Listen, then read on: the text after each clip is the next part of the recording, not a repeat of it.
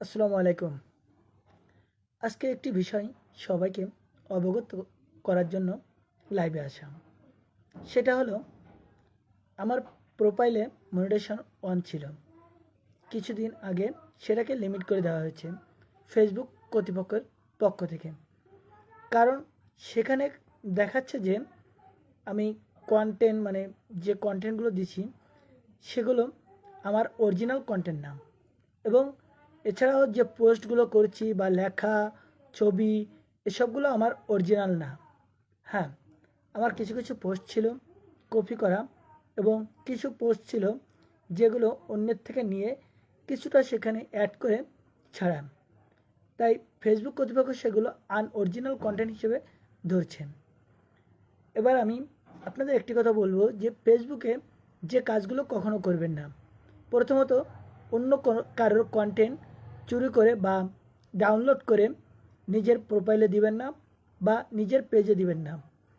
আর বিশেষ করে কারো ছবি বা কারো কোনো লেখা সরাসরি কপি করে নিজের প্রোফাইলে বা পেজে দিবেন না, কারণ সেটা আপনার অরিজিনাল কন্টেন্ট না। অরিজিনাল যদি নিজের মোবাইল থেকে কোনো একটা ছবি বা কোনো একটা ভিডিও যদি ধারণ করেন বা নিজে মোবাইলে এডিট করে তৈরি করেন, তাহলে সেগুলো আপনার নিজের কন্টেন্ট হিসেবে গণ্য হবে। কিন্তু এর বাইরে অন্য কারো কাছ থেকে ডাউনলোড বা স্ক্রিনশট বা যে কোনোভাবে নেন না কেন, সেগুলো যদি আগে ফেসবুকে ছাড়া থাকে বা সেটাকে ডাউনলোড করে যদি আপনি আপলোড দেন, সেটা আপনার আনঅরিজিনাল কন্টেন্টের আওতায় পড়বে। এবং একই ছবি বারবার পোস্ট করবেন না। একই ছবি একবার আর দ্বিতীয়বার পোস্ট করতে যাবেন না।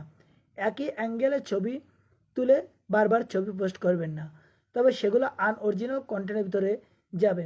হ্যাঁ, আপনার মোবাইল থেকে তোলা বা আপনি এডিট করেছেন, কিন্তু তবুও সেটা যেহেতু একবার পোস্ট হয়েছে, তাই দ্বিতীয়বার ওই একই ধরনের ছবি বা একই ধরনের পোস্ট যদি করেন, তাহলে সেটা আপনার আনঅরিজিনাল কন্টেন্টের আওতায় পড়বে।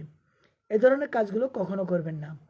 আর বিশেষ করে কারো মিউজিক তো নেবেনই না।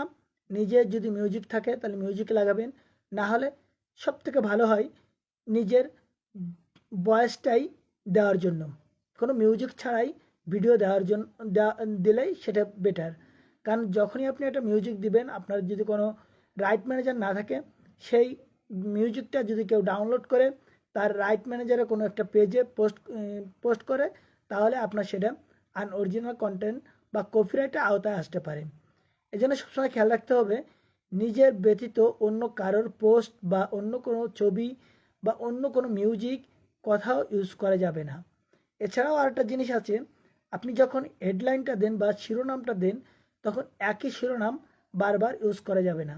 কারণ একই শিরোনাম যখন ইউজ করবেন, সেটা আপনার আনঅরিজিনাল কন্টেন্ট আওতায় চলে আসবে।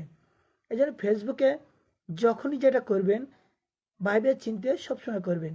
আপনার আনঅরিজিনাল কন্টেন্ট যখন চলে আসে, তখন কিন্তু আপনার ইনকাম লিমিট করে দেওয়া হয় এবং সেটা লিমিটই থাকে যতক্ষণ পর্যন্ত সেটা না উঠানো যায়। থ্যাংক ইউ, সবাইকে ধন্যবাদ।